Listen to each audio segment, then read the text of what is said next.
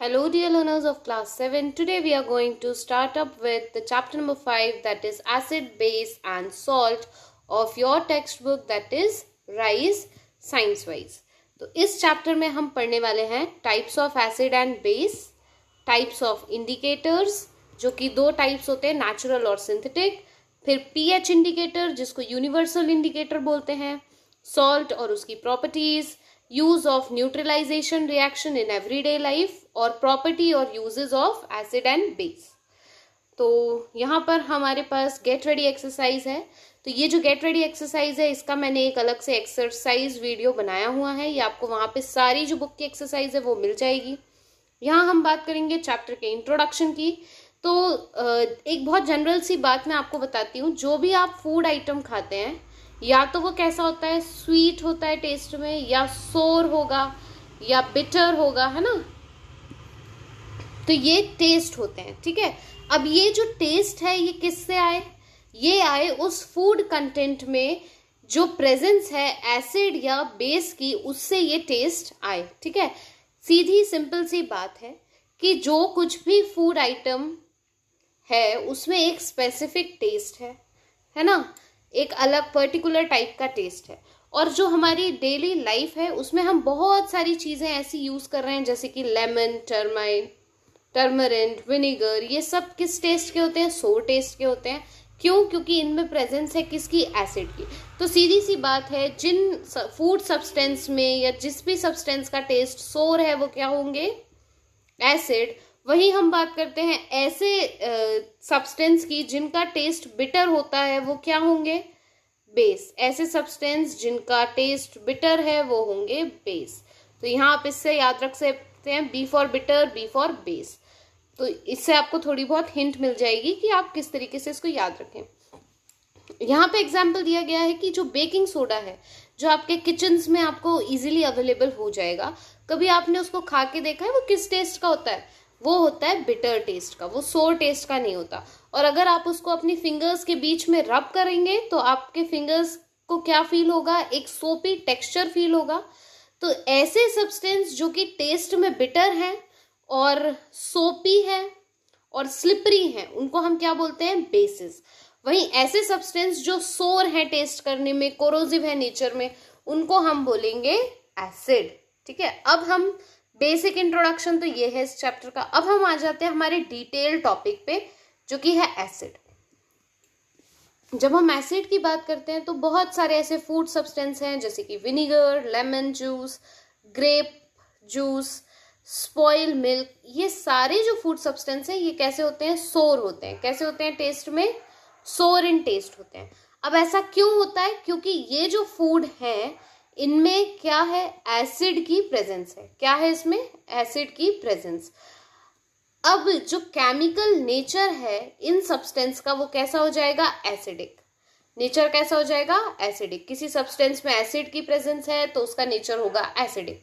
अब एसिड जो वर्ड है वो कहाँ से आया, ये वर्ड आया है लैटिन से, जिस वर्ड को एसर बोलते हैं, ठीक है। लैटिन का एक वर्ड है एसर, उससे ये वर्ड बना है एसिड, जिसका मतलब होता है सोर। ऐसे सब्सटेंस जिनमें नेचुरल एसिड है, these substance contain natural acid. Different acid substance contain different type of acid. अब यहाँ पे हम बात करेंगे टाइप्स ऑफ एसिड की। तो एसिड के कितने टाइप्स हैं, मिनरल एसिड है, ऑर्गेनिक एसिड है, ठीक है। देन इसके बाद स्ट्रॉन्ग या concentrated acid, weak dilute acid. ये हो गए आपके 4 टाइप्स ऑफ एसिड। तो अब पहला जो एसिड है आपका क्या है, मिनरल एसिड। मिनरल एसिड जो है, ये सारे एसिड जो आपको मिलेंगे वो सब प्रेजेंट होते हैं अर्थ की क्रस्ट में, जैसे कि hydrochloric acid, nitric acid, sulphuric acid. ये सारे एसिड कौन से एसिड हो गए, मिनरल एसिड। फिर से एक बार बता दे रही हूँ, hydrochloric acid, nitric acid, sulphuric acid, ये हो गए आपके क्या, मिनरल एसिड। अब इसका फॉर्मूला कैसे लिखेंगे, HCl, नाइट्रिक एसिड HNO3 और सल्फ्यूरिक एसिड H2SO4। ये इनका केमिकल फॉर्मूला है, ये भी याद रख लेना, ये एक्स्ट्रा नॉलेज के लिए है। कई बार ये ओलंपियाड के एग्जाम वगैरह में पूछ लेते हैं, एसिड का नाम दे देंगे और बोलेंगे केमिकल फार्मूला बता दो, या केमिकल फार्मूला लिखा होगा बोलेंगे इसका नाम बता दो, तो वो आप कैसे बताएंगे? तो वो इसलिए मैंने एक्स्ट्रा नॉलेज दिया, आप चाहे तो उसको स्टार लगा करके भी लिख सकते हैं। देन अब ये जो एसिड होते हैं ये कैसे होते हैं? Corrosive in nature. Corrosive in nature का क्या मतलब है? खराब करना, डिस्ट्रॉय करना, है ना। अगर ये आपकी स्किन पे गिर जाए गलती से भी तो ये आपकी स्किन को बर्न कर सकता है। दूसरी प्रॉपर्टी इसकी ये है कि ये गुड कंडक्टर है किसका? इलेक्ट्रिसिटी का। तो अगर एसिड, मिनरल एसिड की कुछ प्रॉपर्टी बोलेंगे तो कैसे है ये? पहला कोरोसिव इन नेचर, फिर दूसरा बर्न कर सकता है स्किन को, तीसरी प्रॉपर्टी ये है कि कंडक्टर ऑफ इलेक्ट्रिसिटी है। नेक्स्ट हमारे पास है ऑर्गेनिक एसिड। ऑर्गेनिक एसिड जो है ये नेचुरली ऑकरिंग एसिड है, यानी कि कैसे एसिड है ये? नेचुरली ऑकरिंग एसिड है जो कि प्लांट और एनिमल्स में हमें मिल जाते हैं। अब इसके एग्जाम्पल हैं लैक्टिक एसिड, सिट्रिक एसिड। ये एग्जाम्पल हुए किसके? आपके ऑर्गेनिक एसिड के दो एग्जाम्पल, लैक्टिक, सिट्रिक। और भी बहुत सारे एग्जाम्पल हैं, मेलिलिक एसिड है, ऑक्सैलिक एसिड, ये सारे एग्जाम्पल किसके हो गए? आपके ऑर्गेनिक एसिड्स के। ऑर्गेनिक एसिड जनरली आपको फूड में मिलेगा, है ना। तो आप देखिए जो ऑक्सैलिक एसिड है वो आपको किस में मिलता है? स्पिनच, कैबेज, टोमेटो और ब्रोकली में। सिट्रिक एसिड की अगर हम बात करें तो सिट्रस फ्रूट में मिलेगा। टार्टरिक एसिड की अगर हम बात करते हैं तो tamarind, grapes, unriped mango. Malic acid apple में होता है। लैक्टिक एसिड मिल्क, कर्ड और जितने भी मिल्क प्रोडक्ट हैं सब में लैक्टिक एसिड होता है। अमीनो एसिड जो है वो प्रोटीन में होता है और प्रोटीन रिच फूड में आपको अमीनो एसिड देखने मिलेगा। टैनिक एसिड जो है वो टी में होगा। एसिटिक एसिड विनीगर में मिलेगा। देन कार्बोनिक एसिड, जितनी भी आपकी एरिएटेड ड्रिंक्स है, एरिएटेड ड्रिंक्स क्या? कोको कोला, पेप्सी, ठीक है, ये जो भी आपकी कार्बोनेटेड ड्रिंक्स हैं उनमें आपको कौन सा एसिड मिलने को मिलेगा? Carbonic acid. अब हम बात करते हैं स्ट्रॉन्ग या कंसंट्रेटेड एसिड की। तो ऐसे एसिड जो डिसोसिएट हो जाते हैं सॉल्वेंट में उनको हम क्या बोलेंगे? कंसंट्रेटेड या स्ट्रॉन्ग एसिड। इसका मतलब ये है कि ये हाइड्रोजन आयंस को सॉल्वेंट में रिलीज कर देते हैं। मतलब ये H+ आयन जो है हाइड्रोजन आयन, उसको किस में रिलीज कर देंगे? सॉल्वेंट में या सोल्यूशन में। On the basis of H+ ion that are released in the solution, acid are categorized into weak and strong. तो जो स्ट्रॉन्ग एसिड है वो डिसोसिएट हो जाते हैं कंप्लीटली इन द सोल्यूशन। इसका मतलब है कि ये हाइड्रोजन आयन को ज़्यादा से ज़्यादा रिलीज करेंगे। जो कंसंट्रेटेड एसिड है वो हाईली कोरोसिव है और बहुत सीरियस बर्न्स कॉज कर देते हैं। इसके बाद ये जो कंसंट्रेटेड एसिड्स हैं ये किसके साथ रिएक्ट करते हैं? मेटल्स के साथ। और इसीलिए इनको जब भी हम स्टोर करेंगे या तो सिरेमिक कंटेनर्स में स्टोर करेंगे या ग्लास में।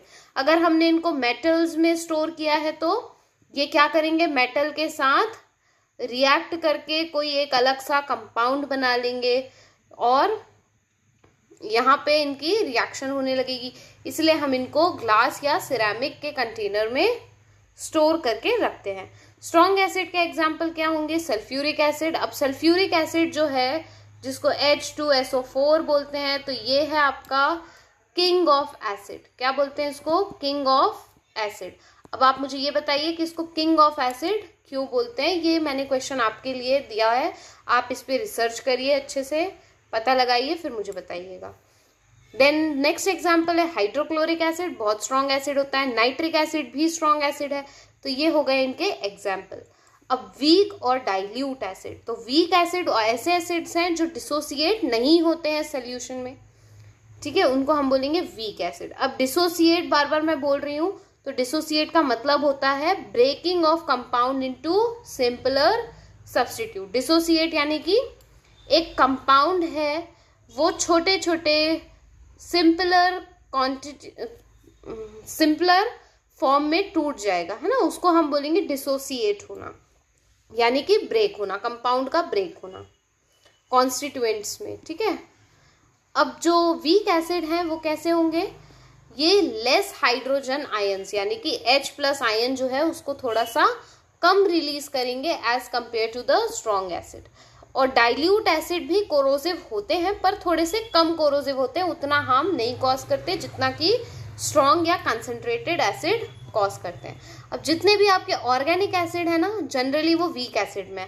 ऑर्गेनिक एसिड क्या बताए थे मैंने आपको? लैक्टिक एसिड, ठीक है, सिट्रिक एसिड, एसिटिक एसिड, ये सारे एसिड किस में आएंगे? डाइल्यूट एसिड में आएंगे। अब जब भी आप कभी लैब विजिट करे होंगे तो आपने एक चीज देखी होगी, जो एसिड बेस की बॉटल्स होती हैं उसमें ऐसे लिखा होता है dilute H2SO4, dilute HCl, dilute HNO3, है ना, और concentrated H2SO4, concentrated HCl, concentrated HNO3, है ना। तो ये जनरली आपको लैब्स में देखने को मिलेंगे। यानी कि मैं आपको ये बताना चाह रही हूँ कि डाइल्यूट एसिड और कंसंट्रेटेड एसिड जनरली आपकी लैब्स में आपको देखने मिल जाएंगे बहुत इजीली। तो आप अगर इस चैप्टर को आपके टीचर्स पढ़ा रहे हैं तो आप एक बार लैब विजिट ज़रूर करिए, और जितने भी एक्सपेरिमेंट इस बुक में दिए हुए हैं, जितनी भी एक्टिविटीज़ दी हुई हैं, आप उसको ज़रूर से परफॉर्म करिए। ओके, अब गेट इट राइट या फिर इट इज़ अ फैक्ट पढ़ते हैं। जब एसिड जो है कांटेक्ट में आता है वाटर के तो क्या जनरेट करता है? हीट। यानी कि अगर आप वाटर में एसिड को ऐड करेंगे तो वो क्या जनरेट करेगा? हीट। क्या इवॉल्व होगी यहाँ से? हीट। और इसीलिए जो एसिड है, that is why acid is added to water slowly while diluting it. Water should not be added directly into acidic solution. कभी भी जब आप पानी डालते हैं ना तो वाटर को आपको डायरेक्टली एसिडिक सोल्यूशन में ऐड नहीं करना है।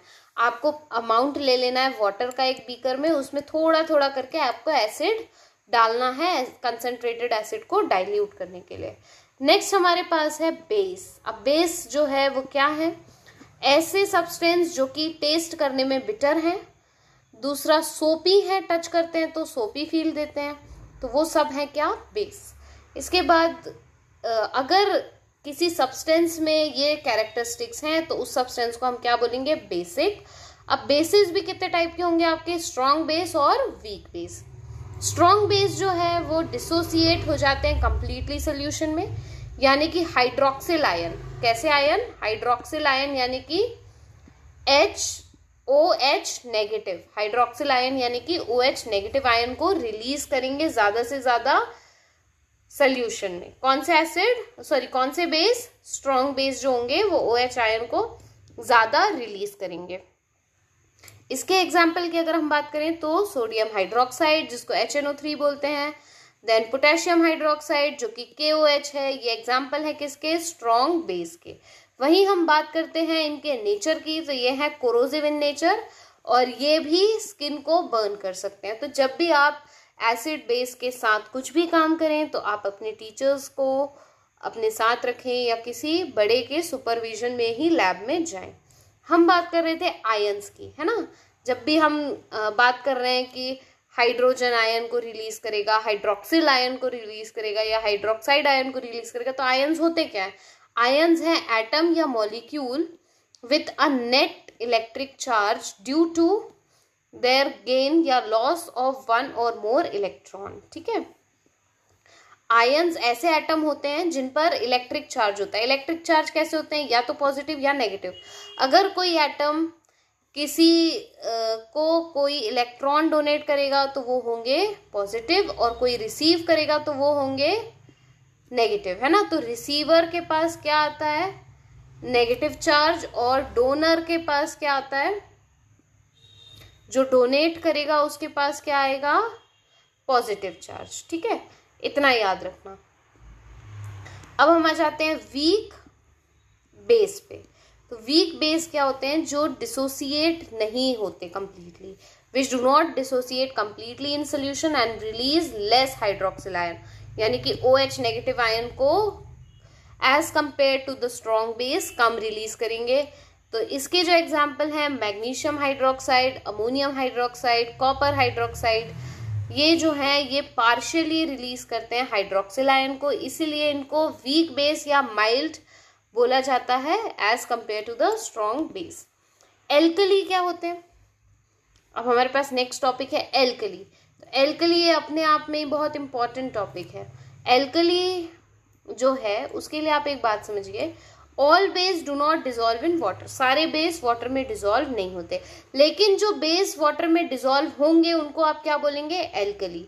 तो यहाँ एक सेंटेंस दिया हुआ है, all alkali are base but all bases are not alkali. जितने भी एल्कली हैं वो सब बेस हैं, ठीक है, पर सारे बेस एल्कली नहीं है। क्यों नहीं है सारे बेस? क्योंकि सारे बेसिस जो हैं वो डिसॉल्व नहीं होते वाटर में या डिसोसिएट नहीं होते वाटर में, इसलिए जो बेसिस हैं वो सारे एल्कली नहीं है, लेकिन जितने एल्कली हैं वो सब बेस हैं।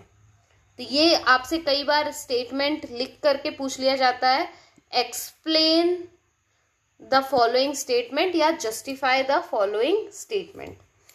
अब इसके बाद आप देखिए इसके एग्जाम्पल क्या होंगे। पोटेशियम हाइड्रोक्साइड, जिसको हम कास्टिक पोटाश भी बोलते हैं। क्या बोलते हैं? Caustic potash. तो ये क्या है? ये एक एल्कली है। कैल्शियम हाइड्रोक्साइड, जिसको आप स्लैक लाइम भी बोलते हैं, वो भी एक एल्कली है। सोडियम हाइड्रोक्साइड, जिसको कॉस्टिक सोडा बोलते हैं, वो भी एक एल्कली है। तो ये कुछ एग्जाम्पल्स हुए आपके एल्कली के। इसके बाद हमारे पास एक एडवाइजरी है जो कि है बी केयरफुल। तो जब भी आप हैंडल करें लेबोरेटरी में एसिड बेस, तो आप ध्यान रखें कि ये कोरोसिव होते हैं नेचर में और इरिटेशन या फिर हार्म करते हैं स्किन को। तो इसलिए आपको जब भी केमिकल की बॉटल को हैंडल करना है तो बहुत ही केयरफुली हैंडल करना है, और बहुत ज़्यादा ओपन जब आप करते हैं तो आप केयरफुल रहें।